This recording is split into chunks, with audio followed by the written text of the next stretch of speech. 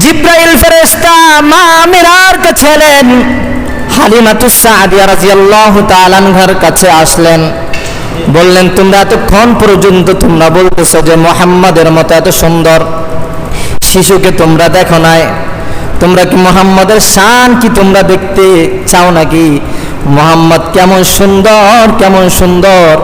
আমি জিব্রাইল গোটা পৃথিবীর মধ্যে কোটি কোটি কোটি কোটি বার সফর করেছি, ভ্রমণ করেছি।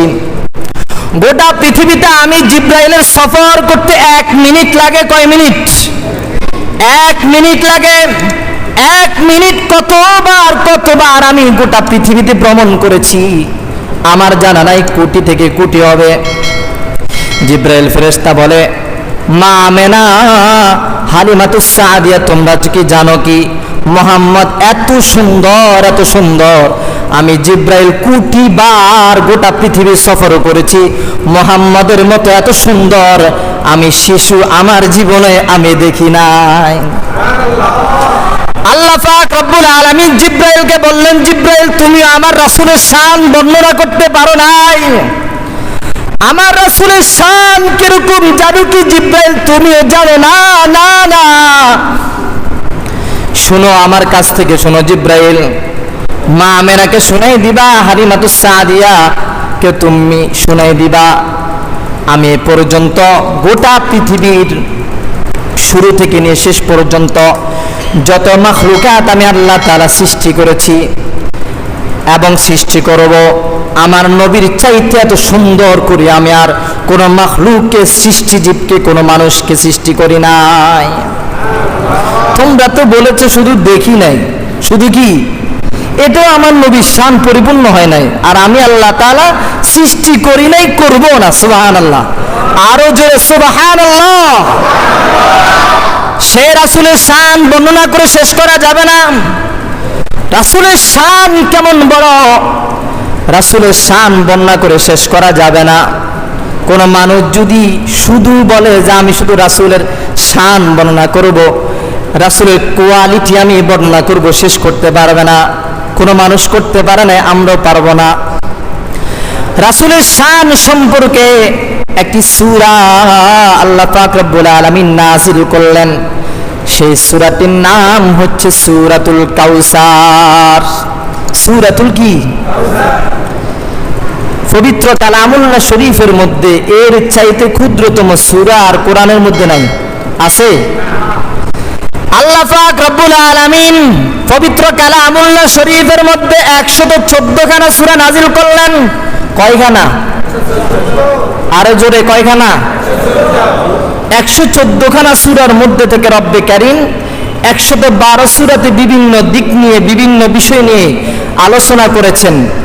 দুটি সূরা, একটি সূরা আল্লাহ আল্লাহর শানে নাযিল করলেন, সেটি হলো সূরা ইখলাস তথা কুল হুয়াল্লাহ।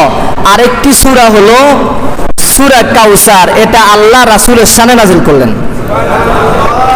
পবিত্র কালামুল্লাহ শরীফের মধ্যে সূরার সংখ্যা কতটি? সবার জানা আছে তো?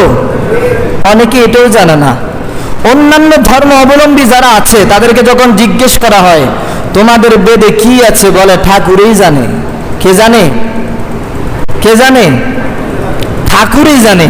অর্থাৎ তাদের ধর্মের যত বিষয় আছে সব বিষয় এটা ঠাকুরের মাঝে সীমাবদ্ধ। এরা যদি জানে তাহলে তো মুসলমান হয়ে যাবে, এজন্য জানতে দেওয়া হয় না। আমরা মুসলমান, আমরা মুমিন, আমাদের সকলকেই ইসলামের জ্ঞানগুলো জানা দরকার আছে না নাই? তাহলে আল্লাহ পাক রব্বুল আলামিন দুটি সূরা নাযিল করলেন। একটি সূরা হলো আল্লাহর শানে, আরেকটি সূরা হলো রাসূলের শানে। সেই সূরাটির নাম হলো সূরাতুল কাউসার। সূরার শানে নুজুল, সূরার অর্থ আলোচনা করার পূর্বে আমাদেরকে আগে সূরার শাব্দিক অর্থটা জানতে হবে। আল্লাহ তাআলা সূরার মধ্যে কি বলেছেন? আল্লাহ পাক রব্বুল আলামিন বলেন, ইন্না আতাইনাকাল কাউসার ফাসাল্লি লিরাব্বিকা ওয়ানহার ইন্না শানিআকা হুয়াল আবতার। আল্লাহ পাক রব্বুল আলামিন বিশ্ব নবীকে কেন্দ্র করে বলেন, হে নবী আমি আল্লাহ আপনাকে কাউসার দান করেছি, কাজে আপনি শুকরানা স্বরূপ নামাজ এবং কুরবানি আদায় করেন। ইন্না শানিআকা হুয়াল আবতার। নবী গো, আপনার শত্রু যারা হবে, আপনার দুশমন যারা হবে, তারাই হবে নির্বংশ, তারাই হবে আবতার। এই সূরার শেষ অংশে যেই শব্দটা বলা আছে আবতার, আবতার এই শব্দটাকে বাংলা ভাষায় ডিকশনারিতে লেখা হয়েছে যে এটাকে বলা হয় নির্বংশ। বাংলাতে এর অর্থ কি?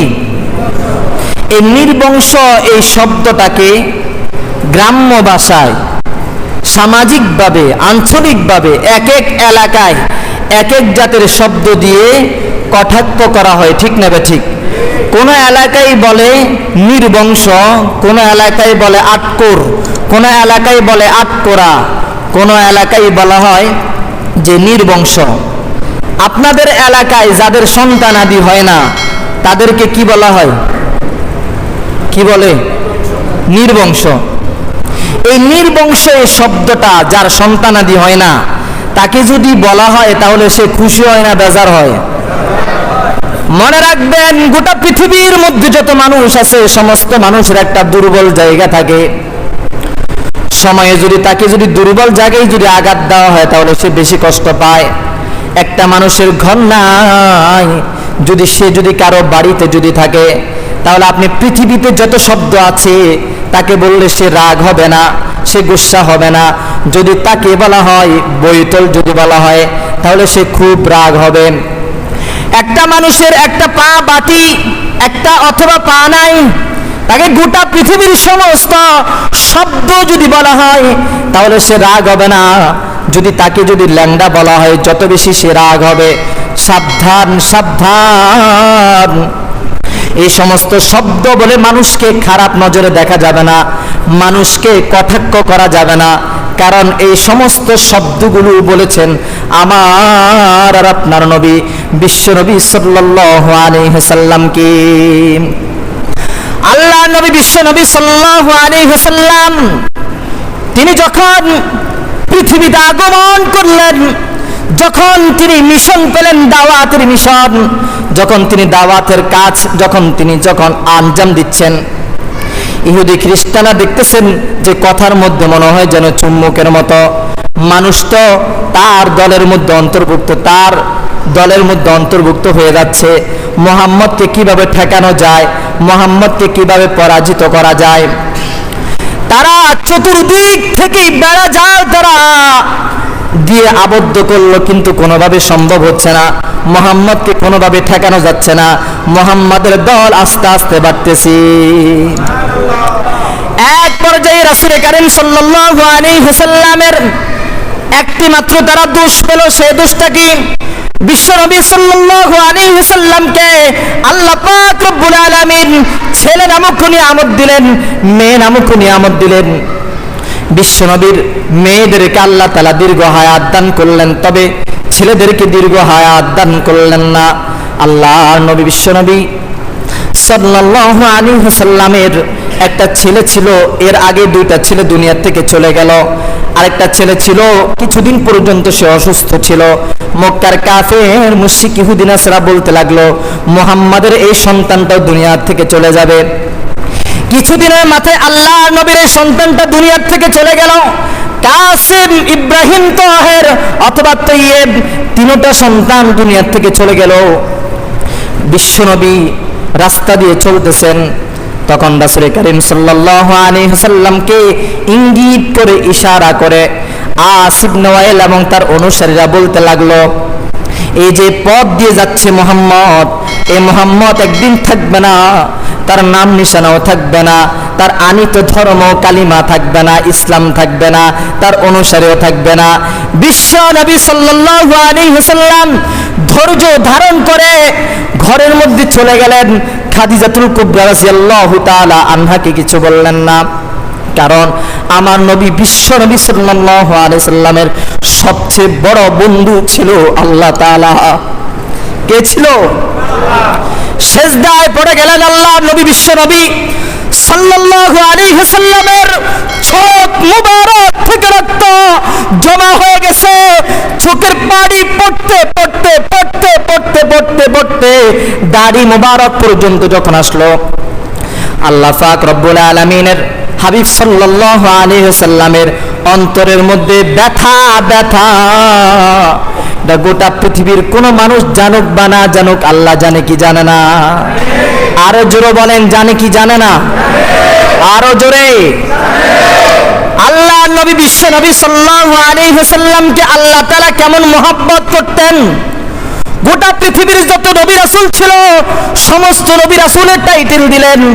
আদম নবীর টাইটেল দিলেন আদম সফিউল্লাহ, নূহ আলাইহিস সালাতুস সালামের টাইটেল দিলেন নূহ নাজিউল্লাহ, ইউসুফ আলাইহিস সালাতুস সালামের টাইটেল দিলেন ইউসুফ সিদ্দিকুল্লাহ, মূসা আলাইহিস সালামের টাইটেল দিলেন মূসা কালিমুল্লাহ, ইসমাঈল আলাইহিস সালাতুস সালামের টাইটেল দিলেন ইসমাঈল জবিহুল্লাহ, সুলাইমান আলাইহিস সালাতুস সালামের টাইটেল দিলেন সুলাইমান সাহিবুল মামলাকা।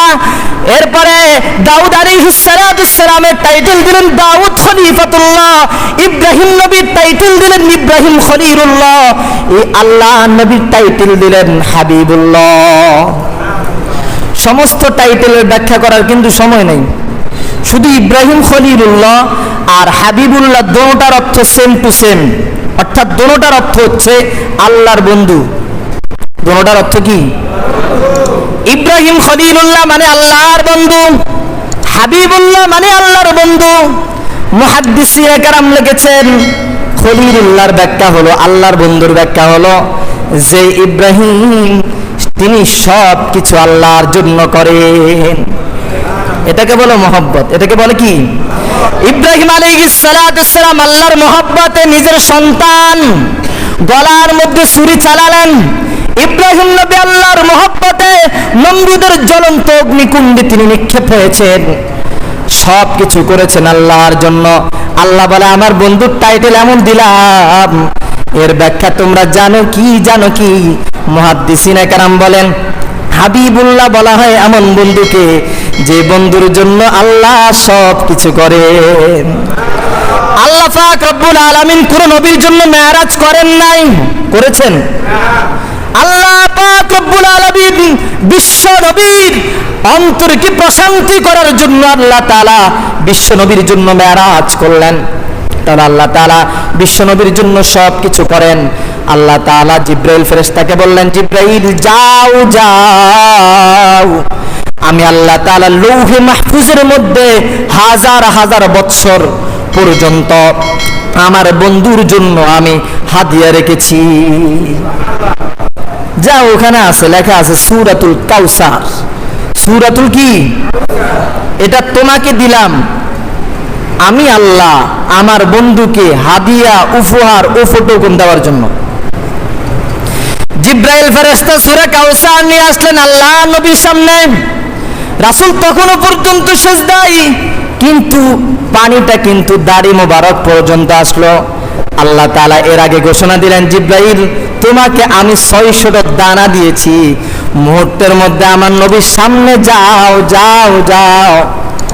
যদি আমার নবীর চোখের পানি মোবারক যদি জমিনে যদি টপকায়, যদি একটু যদি পড়ে, আমি আল্লাহ গোটা পৃথিবীকে মুহূর্তের মধ্যে ধ্বংস করে দিব। কি করে দিব? জিব্রাইল ফেরেশতা আল্লাহর নবীর সামনে উপস্থিত হয়ে গেলেন। নবীকে বললেন, হে নবী, আসসালামু আলাইকা ইয়া হাবিবাল্লাহ, লাব্বাইকা ওয়া সাদাইকা ইয়া রাসূলুল্লাহ। নবী গো, আমি জিব্রাইল হাজির আপনাকে সান্ত্বনা দেওয়ার জন্য। নবী আলাইহিস সালাতু সালাম সিজদা থেকে উঠে বলতেছেন, জিব্রাইল কি সান্ত্বনা দিবা? বলল যে আমি আল্লাহর পক্ষ থেকে সূরা কাউসারটা নিয়ে এসেছি আপনাকে সান্ত্বনা দেওয়ার জন্য। আল্লাহ নবী বলেন, সান্ত্বনা দেওয়ার মালিক তুমি না জিব্রাইল? তুমি না? সান্ত্বনা দিবে একমাত্র আল্লাহ। আমাকে সান্ত্বনা দেওয়ার একমাত্র জিম্মাদারি রাখে আমার আল্লাহ। যদি সান্ত্বনা যদি আমি যদি পাইতাম, সান্ত্বনা যদি আমি যদি দুনিয়ার কোনো মানুষ থেকে যদি চাওয়ার যদি ইচ্ছা পোষণ করতাম, তাহলে তো খাদিজা থেকে তো বিভিন্ন সময় আমি সান্ত্বনা দিই। খাদিজা থেকেও তো আমি এটা সান্ত্বনা নিতাম, জিব্রাইল না না, তুমি সমস্ত ফেরেশতার লিডার হতে পারো, আমার ভাই হতে পারো, কিন্তু এই সান্ত্বনাটা একমাত্র আমি আল্লাহর থেকে নিব। আল্লাহ পাক রব্বুল আলামিন আরশ আজিম থেকে ডেকে বললেন, জিব্রাইল সূরা কাউসার হাদিয়া নিয়ে এসেছো, সূরা কাউসার তুমি নিয়ে এসেছো, তবে পড়ার দায়িত্ব তোমার না, আমি আল্লাহ আরশ আজিম থেকে পড়ে আমার নবীর অন্তরের মধ্যে প্রশান্তি দান করব। যাও, তোমার যেটা দায়িত্ব সেটা দিয়ে তুমি চলে আসো। তোমার দায়িত্ব পড়া না, পড়ার দায়িত্ব হচ্ছে আমি আল্লাহ। আমার বন্ধুকে আজকে আমি সান্ত্বনা দিব। আমার বন্ধুকে কি দিব? কে দিবে? আল্লাহ। আল্লাহ নবীকে সান্ত্বনা দিচ্ছেন কে? হাদিয়া দিয়েছেন কে? দুনিয়াতে সিস্টেম আসেনি নাই বলে বন্ধু বন্ধুকে হাদিয়া দেয় কি দেয় না? ব্যয় ব্যয়কে হাদিয়া দেয় কি দেয় না? শ্বশুরের জামাইকে হাদিয়া দেয় কি দেয় না? জামাইও শ্বশুরের হাদিয়া দেয় কি দেয় না? দেয় বুঝি। এটা সিস্টেম আসেনি, কম। তবে শ্বশুর থেকে জামাই নিতে নিতে 50 কানে জমি শেষ, তারপরও বাচ্চা দান খুশি না, ঠিক না? ঠিক। আপনাদের এলাকাতে মনে হয় নেয় না। এটা সিস্টেম হচ্ছে দুই রকম। কয় রকম? একটা হলো বিয়ের আগেও নেয়, বিয়ের পরেও নেয়। বিয়ের আগে যেটা নেয় আপনাদের এলাকাতে কি বলে? এটা মনে হয় জানে না, এটা নতুন শব্দ নিয়ে বলতেছি। এটাকে কি বলে? যৌতুক নামক কৌতূহল বন্ধ করা। চাই কি চাই না? চাই। কারা কারা চান না? হাত উঠান তো। মনোযোগী কম, এজন্য উল্টাটা বললাম। কারা কারা চান যৌতুক নামক কৌতূহল বন্ধ করার জন্য? সবাই চান কি চান না? আরো জোরে বলেন, চান কি চান না? যৌতুক নামক কৌতূহল আমরা আজ থেকেই এই এলাকা থেকে বন্ধ করব ইনশাআল্লাহ। ইনশাআল্লাহর আওয়াজ কম মনে হয়। এ হারাম গুনাহ, এটা বন্ধ করা চাই কি চাই না? বন্ধ করবো ইনশাআল্লাহ। নাহলে বিয়ে বন্ধ থাকবে 1 মাস, সমস্যা কি? যে বিয়ে হবে না যদি যৌতুক যদি চালু করা হয়। সবাই এই দৃঢ় সংকল্প করতে পারি তো ইনশাআল্লাহ। আল্লাহ আমাদেরকে তৌফিক দান করুক, আমিন। এতটুকু পর্যন্ত সূরা কাউসারে আলোচনা হয়েছে। ইনশাআল্লাহুল আজিজ আপনারা যদি সবাই যদি আগে ভাগে আসেন, যতই দৃঢ় সংকল্প করেন, যত ওয়াদা করেন যে হুজুর আগে আসবো, তবে এই ওয়াদাটা হচ্ছে মসজিদ ভিত্তিক। কি ভিত্তিক? মসজিদের বাইরে গেলে শয়তানে বলবে ওয়াদা হুজুর করলো। তোমার ইচ্ছা তুমি পূরণ করো, যে খুতবার আগে আসা। খুতবার কি? নাহলে খুতবার এই 2-3 শব্দ বলার আগে আসা, যাতে করে তুমি জানো তোমার ইচ্ছা পূরণ করতে পারো। তোমার ইচ্ছাটা কি? সেটা হলো জুমার 2 রাকাত নামাজ পড়ে তারপরে তাড়াতাড়ি 4 রাকাত সুন্নত না পড়ে বাড়িতে যাওয়া, ঠিক না? ঠিক। এরকম কিছু মুসল্লি আছে না নাই? এ এলাকাতে নাই, না থাকুক, আমি দোয়া করি। আর যদিও থাকে আল্লাহ হেদায়েত দান করুক। আগে ভাগে আসবেন তো ইনশাআল্লাহ। আগে ভাগে আসলে সওয়াব বেশি না পরে আসলে সওয়াব বেশি? আরো জোরে বলেন। মসজিদে দীর্ঘ লং টাইম দিলে সওয়াব বেশি না শর্টকাট সময় দিলে সওয়াব বেশি? আওয়াজ কমে গেছে দেখছেন? শর্টকাট কথা বলেন না কেন? হ্যাঁ, সবাই বলে না, পিছনের লোকদের মধ্যে ভেজাল আছে মনে হয়। বলেন, শর্টকাট দিলে সওয়াব বেশি না লং টার্ম মসজিদে সময় দিলে সওয়াব বেশি? যদি বলেন কেমনে, এটা তো বুঝি না। এটা হচ্ছে রহমতের পাওয়ার হাউস। তাই ফেরেশতারা এসে প্রতিযোগিতা করে যে কত থেকে কত নেকি লেখা যায়। কোন ফেরেশতা লেখে যে আমি 100 নেকি লিখবো, কোন ফেরেশতা বলে না এই মুসল্লির মন মানসিকতা খুবই ভালো, আগে ভাগে আসলো এবং কোনো কথাবার্তা বলতেছে না, আমি লিখবো 100 কোটি না কেমন লিখবো। ফেরেশতাদের এই প্রতিযোগিতামূলক সওয়াব কারা কারা পেতে চান? সবাই হাত তুলছেনি? বলেন না, সবাই উঠেছেনি? আল্লাহ সবাইকে কবুল করুক। তাহলে মসজিদে আসলে লিমিট না আনলিমিট? এবার কথা বন্ধ হয়ে গেছে। লিমিট না আনলিমিট? কথা বলেন না কেন? লিমিট না আনলিমিট? কোরআন হাদিসের আলোচনা শুনলে ডাবল সওয়াব না কম সওয়াব? তাহলে বলেন কেন হুজুর মিনিট 10 মিনিট কেন ওভার করে? আমার বুঝান। আমি দুইটি শর্ত আজকে মসজিদ থেকে দিয়ে যাচ্ছি, কোনো কিছুর পরোয়া করেন ইনশাআল্লাহ, রিজিকের মালিক রাজ্জাক। দুইটা জিনিস শর্ত। একেবারে যদি সময় যদি আপনারা যদি বলেন হুজুর একটা ফোনের পর্যন্ত হবে আলোচনা, ইনশাআল্লাহ আমি মানুম, নাহলে একটা ফোনের আগে ছুটি হবে। তবে শর্ত দুইটা পালন করতে হবে। কয়টা? 1 নম্বর শর্ত, সেটা হলো যে আলোচনা যখন থেকে হবে 12:35 থেকে হোক বা 40 থেকে হোক, সব মুসল্লি এখন যেরকম ভরপুর এরকম ভরপুর মুসল্লি থাকতে হবে চট্টগ্রাম ঢাকার মুসল্লিদের মতো। যেদিন এটা পালন করতে পারবেন সেদিন মানুন। 2 নম্বর শর্ত, সেটা হলো লিমিট এখানে শর্ত করার দেন। বাজারে গেলে, কোন মজলিসে বসলে, কোন বৈঠকে বসলে আপনার লিমিট থাকে আধা ঘন্টা, এরপর লিমিট অতিরিক্ত হয়ে যায় 40 মিনিট, এরপরে 50 মিনিট, 1 ঘন্টা। সেখানে কেন লিমিট হয় না? এখানে আসলেই লিমিট। গানের অনুষ্ঠানে গেলে সেখানে কেন লিমিট হয় না? এখানে আসলেই লিমিট। আল্লাহ হেফাজত করুন। ভাই আমরা সমস্ত আলেমরা চাই বেশি সওয়াব কেমনে ফেরেশতারা আপনাদের আমলনামার মধ্যে লেখে আপনারা সবচেয়ে পাওয়ারফুল জান্নাত পান, এটাই আমাদের সবচেয়ে চাওয়া পাওয়া, আর অন্য কিছু নয়। বলে মসজিদে এনে এভাবে আবদ্ধ করে রাখার কোনো মানে হয়? বলেন না। এখনো তো সময় লং টাইম করছে, আপনারা মাফ করবেন না আমারে। একটু দেখছেন বলছি না হুজুর আপনি বলতেছেন আপনার কথা ভালো লাগে, এজন্য জবানো বলতেছি। আর এই যে বলছি যে লং টাইম করছি 5-7 মিনিট, এখন মাফ করবেন নি? হ্যাঁ মাফ নি? তাহলে বুঝা যাইতেছে সামনে থেকে মাফ করতেন না। হুজুর লিমিট আকারে বয়ান করিয়েন, কথা বলেন না কেন? মসজিদে আসলে লিমিট আকারে বসবো না আনলিমিট বসবো? সবাই বলেন, সবাই বলেন না, বলেন লিমিট না আনলিমিট?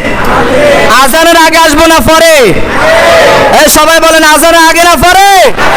খোদার কসম যদি আগে যদি আসেন ফেরেশতারা আপনার নামে উটের সওয়াব লিখবে, এরপরে বকরির সওয়াব লিখবে। রাসূলের হাদিস সত্য, এতে কোনো সন্দেহ নেই, সংশয় নাই। আমল করব তো ইনশাআল্লাহ। আল্লাহ আমাদের সকলকে বুঝার তৌফিক দান করুন। আমিন ওয়া আখিরু দাওয়ানা আনিল হামদুলিল্লাহি রাব্বিল আলামিন।